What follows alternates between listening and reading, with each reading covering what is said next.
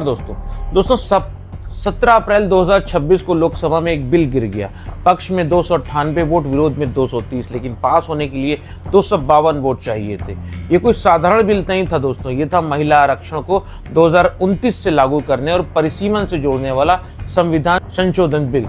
Government has unveiled a sweeping delimitation bill 2026 proposing a massive expansion of India's parliamentary representation. The strength of the Lok Sabha is set to jump from 545 to a staggering 850 seats. दोस्तों media में कुछ लोग चिल्ला रहे हैं कि विपक्ष ने महिलाओं के साथ धोखा किया, कुछ कह रहे हैं कि सरकार ने महिलाओं के नाम पर उत्तर दक्षिण विभाजन की साजिश रची। लेकिन सच्चाई क्या है?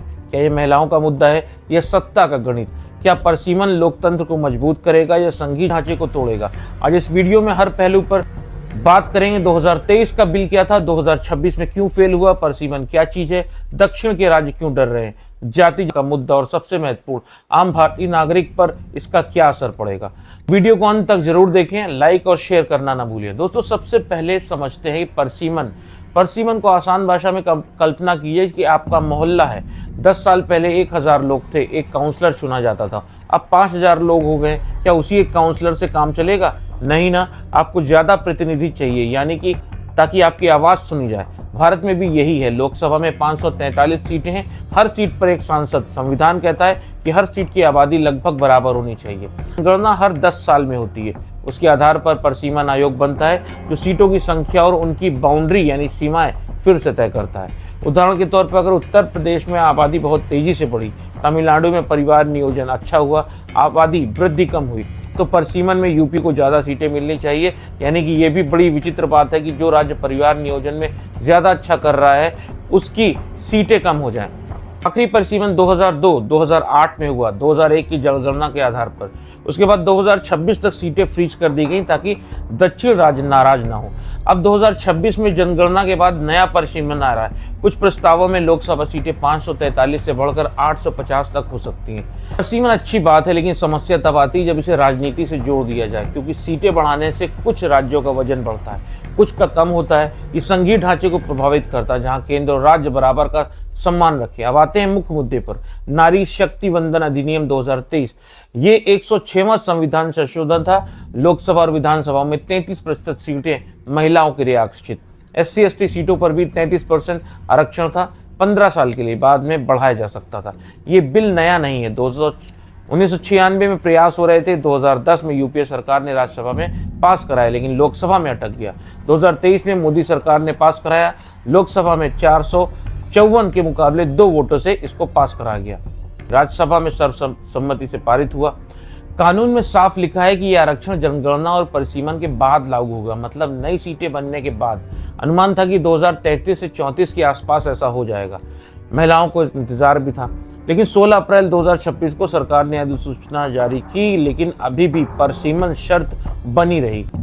अप्रैल 2026 में बीजेपी 3 बिल लेके आई। 131वां संविधान संशोधन बिल, महिलाओं को जो लोकसभा और विधानसभाओं में 33% आरक्षण जल्दी लागू करने के लिए बोल रहा था। परिसीमन बिल लेके आया गया, जहां नया परिसीमन आयोग बनेगा, सीटें फिर से बटेंगी। और यूटी बिल यानी कि केंद्र शासित प्रदेशों से जुड़ा हुआ ये बिल था। ये बिल लोकसभा में गिर गए क्योंकि संविधान संशोधन के लिए 2/3 बहुमत। अमित शाह ने कहा कि कोई राज्य की सीटें कम नहीं होंगी, सबकी सीटें बढ़ेंगी, दक्षिण राज्यों को भी फायदा होगा। उन्होंने दावा किया कि दक्षिण की कुल सीटें 129 से लगभग 195 बढ़ जाएंगी। सरकार कहती है कि सीटें बढ़ाने से सभी राज्यों का वजन बराबर बढ़ेगा और दक्षिण को सजा बिल्कुल भी नहीं मिलेगी।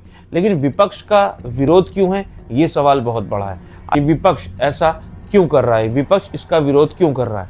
विपक्ष का कहना है कि हम महिला आरक्षण के पक्ष में हैं। 2023 में हमने भी समर्थन किया था, लेकिन परिसीमन को इससे जोड़कर नहीं देखा जाना चाहिए। उनके मुख्य तर्क 3 हैं।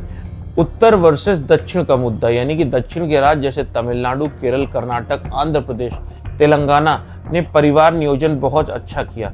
कम बच्चे पैदा हुए, आबादी पर काबू रखा गया, शिक्षा, स्वास्थ्य, अर्थव्यवस्था भी बेहतर रही।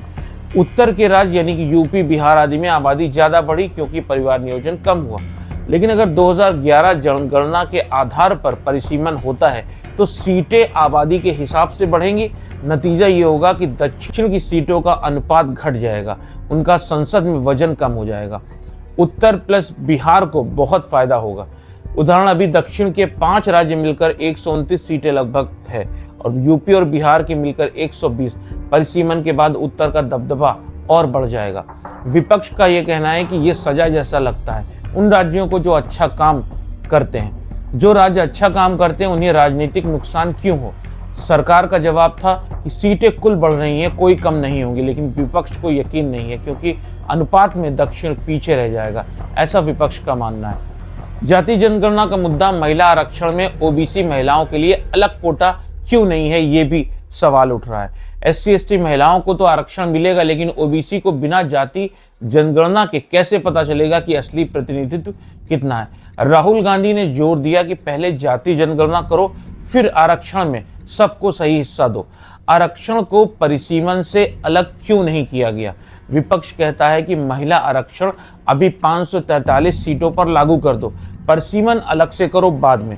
सरकार ने दोनों को जोड़ दिया, इसलिए देरी हो रही है, ऐसा विपक्ष का कहना है। विपक्ष का आरोप यह भी है कि सरकार महिला आरक्षण के नाम पर परिसीमन चुपके से ठेल रही है, जो दक्षिण को नुकसान पहुंचाएगा। राजनीतिक मकसद इसका क्या है। विपक्ष का कहना है कि सरकार महिलाओं के नाम पर सीटें बढ़ाकर अपना गणित बदल रही है। 850 सीटों में बीजेपी का दबदबा बढ़ सकता है। दक्षिण की पार्टियां भी डर रही इसी कारण की वजह से। दोस्तों, 2029 चुनाव से लागू करने की जल्दबाजी जो है, इस पर भी विपक्ष का कहना है कि ऐसा क्यों किया जा रहा है। क्यों नहीं 2023 कानून के मुताबिक इंतजार किया जाए। विपक्ष ने कहा कि महिलाओं को आरक्षण मौजूदा 543 सीटों में भी दे सकते हैं, परिसीमन अलग से कर सकते हैं। सरकार का जवाब और उनका पक्ष ये है कि सरकार ने कहा कि विपक्ष महिलाओं के खिलाफ है। साथियों, कुछ लोग देश की महिलाओं के सपने टूटने को सरकार की नाकामी बता रहे हैं, लेकिन ये विषय कामयाबी या नाकामयाबी क्रेडिट का था ही नहीं। मैंने संसद में भी कहा था, आधी आबादी को उनका हक मिल जाने दीजिए, मैं इसका क्रेडिट विज्ञापन छपवाकर विपक्ष के सभी लोगों को दे दूंगा। लेकिन महिलाओं को दकियानुसी सोच से देखने वाले फिर भी अपने झूठ पर अड़े रहे, कायम रहे।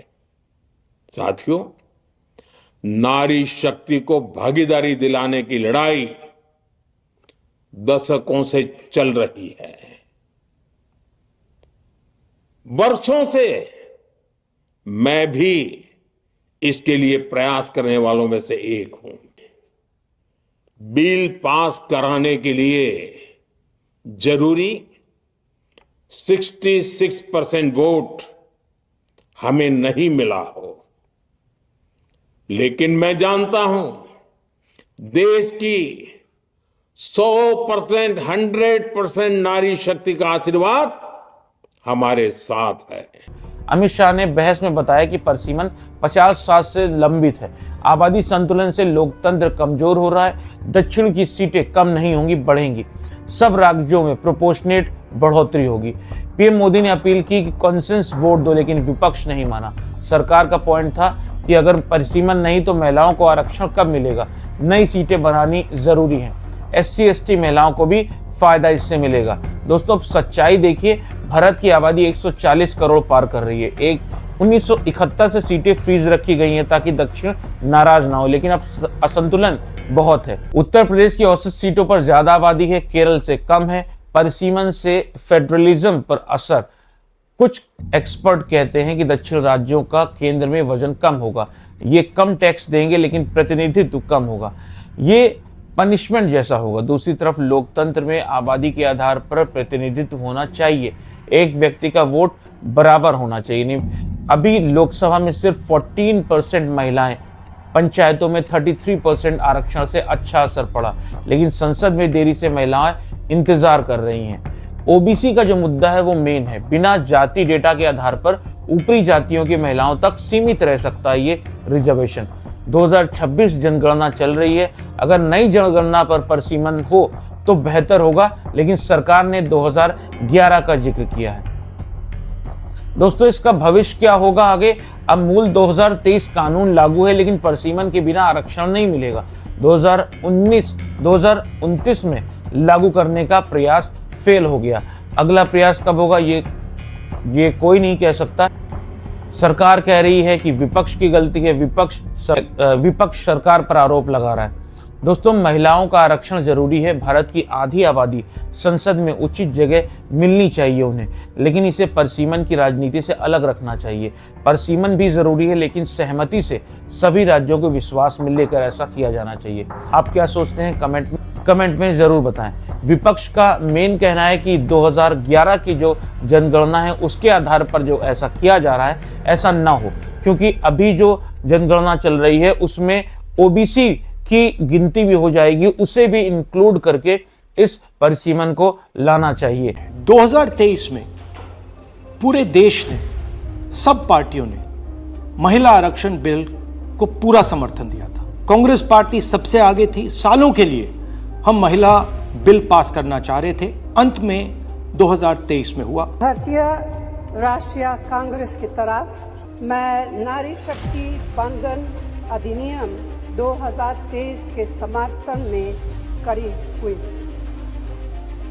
भारतीय राष्ट्रीय कांग्रेस की मांग कि यह बिल फौरन अमल में लाया जाए। 2018 में मैंने प्रधानमंत्री को यह चिट्ठी लिखी।